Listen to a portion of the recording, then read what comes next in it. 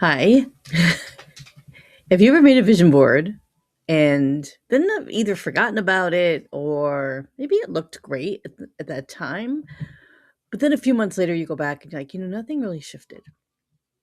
And I've been there creating these images now for many years. And I want to share with you today some of the things that I do, 5 things in particular that I do when I am creating a vision board and leaning into energy of change, which we often do at the new year. Not always from a conscious mind, but bringing in our energy, our subconscious, and our spirit into it so that we can really holistically come up with a view for what's next for us that reflects and aligns with all the different aspects of ourselves. So join me as I share my top 5 ways to do your vision board in the new year.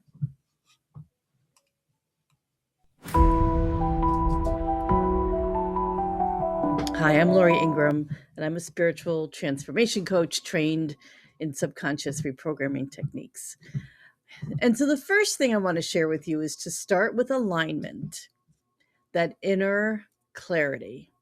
Now, I do that typically through starting any of my vision board workshops that I lead, or even when I'm just doing it for myself, with a guided meditation or a self hypnosis audio. And that to me is the way of really getting yourself into the energy of what you truly want, what your soul truly wants. So before you do anything, before you pull out those magazines or print off those pictures and start pasting things down, you really need to get clear and aligned. What do you want in this next season of your life? What energy do you want to bring in? Who are you ready to become? And when you do that, whether you anchor it through a word or a phrase or an energy, you're activating something deeper within you at a subconscious level that then aligns you into your next steps. So let that energy guide your choices, because you're not just building a vision, you're really building resonance within yourself. And I will link here a meditation, a guided meditation or self hypnosis that I have that I often use when I am leaning into that. So that's the first thing you should do. The second thing is you really want to look at, and I have found most success with my vision boards when I look at all aspects of my life, not just my career, not just maybe my family or relationships, but when I look at the full breadth of how I show up. And I do that by using the Feng Shui Bagua board as the basis for my the images that I place down. And there's a picture coming of one of those boards, and you'll see in it that each one of those boxes is a different aspect of your life. And if you look at that aspect of your life, you'll see that it covers everything from your spirituality to what you might be learning to your own self, your relationships, perhaps travel or new things you're bringing in. There's ways you can look at all those different aspects of your life. And what I often do before I put any images down, after I've done the self guided meditation or self hypnosis, is I actually make notes in each one of those boxes because the self hypnosis that I'm going to link here actually walks you through each one of those areas. And things might arise for you, and you can put them down and note them in there. And then when you go to choose your images, which I'm going to talk about next, you have an alignment guide to work through. So let's talk about images. You are establishing an intention and an energy. So it's not about gluing down pictures of beach houses and sports cars, right? It's really about tuning into the feeling, the emotion that you want when you do achieve those things. So, for example, why would you want a beach house? What is that feeling that you're seeking by achieving that house on the beach? It might be freedom, it might be calm, it might be relaxation. What is it about being there that you are craving, that is in alignment with where you want to be?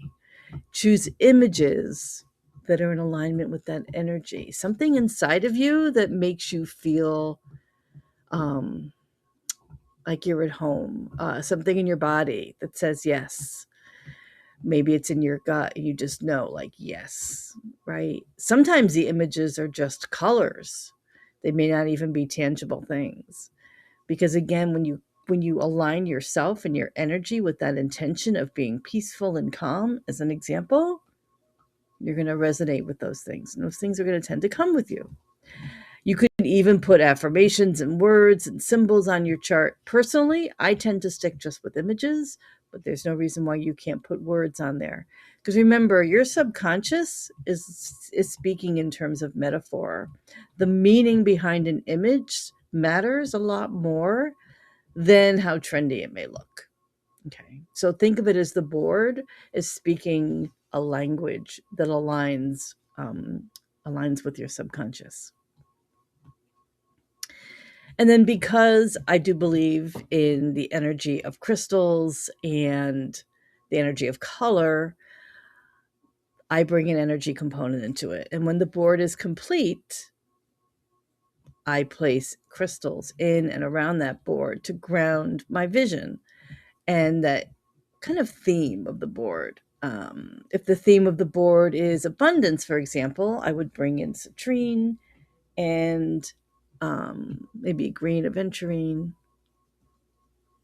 and perhaps even bring in some feng shui coins, lay them on the board wherever I decide to put it, which I'm going to talk about next. Or if the theme is transformation, I would pull out crystals that support transformation. And for me, those are labradorite in particular, and a few other moldavite, perhaps even tiger's eye for courage. When you're going through transformation, you need some courage, right? Bring in crystals that align with the energy of your board. Okay. And then lastly, don't just look at it. Just don't stick it up on a wall. Interact with it. Check in with it. Spend a few moments with it every day. Have it somewhere that you see it every day. Check in with the energy that you used as your basis for creating it. Um, Align with it. Say, is it still speaking to me? Sometimes that energy kind of runs out and you're like, you know what? This isn't aligned anymore. Vision boards are not just a once a year thing. Anytime you have a season of your life that changes, anytime you're going through a major um, transformation, it can be any time of year. Spring is another great time to do a vision board. So you may find during the year that, it's time to do a new one.